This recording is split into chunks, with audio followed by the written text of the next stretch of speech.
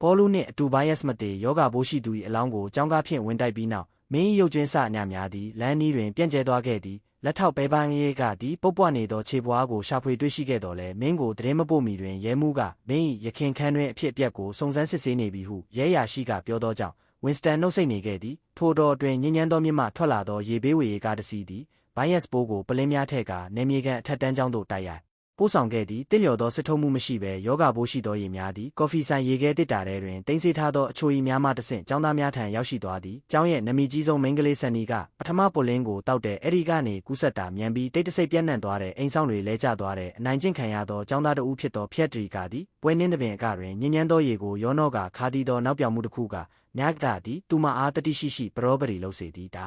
ပေမဲ့ရေကန်ထဲမှာတော့သူမဟာပြင်းထန်စွာသွေးထွက်ခဲ့ပြီးနှစ်ယောက်စလုံးရေနစ်တေဆုံးကကူးဆက်ခံခဲ့ရပါတယ်တန့်စင်ကန်ထဲမှာကြောက်လန့်နေတဲ့မေရီတယောက်လာမဆေးပဲဝေဒနာကိုခံစားရပြီးသွေးထွက်လာတဲ့သူမ၏ဘိုင်းယက်စ်ပိုးသည်နေရာတိုင်းတွင်အကြီးများစီးကျနေသည်အတိုင်းအဲဇာကကျင်းချင်းလေးလွတ်သွားပေမဲ့တခြားသူတွေကန်ကောင်းတာတော့မဟုတ်ပါဘူးအပြင်မှာအစိုးရကရောက်လာပြီးကယ်တင်ဖို့မဟုတ်ပဲထိန်းဖို့ပါစနိုက်ပါများကိုမျက်မြင်ဖြင့်ပစ်တက်ရန်အမိန့်ပေးခဲ့သည်ကျောင်းကိုတောက်ခတ်ထားတဲ့အတွင်းတွင်မငြိမ်မသက်ဖြစ်မှုများဖြစ်ပွားလာသည်နှင့်အမျှကူးဆက်ခံရသောကျောင်းသားများသည်ပြိုကျသွေးရန်ခြင်းသို့မဟုတ်ပြင်းထန်စွာပြောင်းလဲသွားသည့်တပ်ဖွဲ့ဝင်များသည်မျက်ရည်ယိုဗုံးများထုတ်လွှတ်ကာကြီးစံများဝင်ရောက်လာခဲ့သည်ဘိုင်းယက်စ်ကကျောင်းပြင်ကိုပြန့်သွားတဲ့အကသမားတဦးကဘင်းကိုဖောက်တီများထံပေးပို့ခဲ့သည်သူတို့ထဲကတချို့ကရုံးလုပ်တွေလုပ်ပြီးကုမ္ပဏီတစ်ခုလုံးကိုဘိုင်းယက်စ်ဖြတ်နေအခြားသူများသည်မက္ကဆီကိုနိုင်ငံမှလာရောက်လည်ပတ်ကြပြီးနေဆက်ဖြတ်ကျော်ကာဘိုင်းယက်စ်ကူးဆက်ခဲ့သည်ထရက်ကားမောင်းသူသည်တက္ကစီတစ်စီးမှသွေးစွန်းနေသောကွက်ကိုပစ်ချလိုက်သည်သူ့နောက်ဘက်သို့ပြောင်းသွားသည့်နေရာတွင်သာစိုက်ကရန်သာမြို့ပြက်ခဲ့သည်ပြီးတော့ဘိုင်းယက်ကလွတ်နေပြီးပေါ်လူနှင့်အတူဘိုင်းယက်စ်မှတ်သည်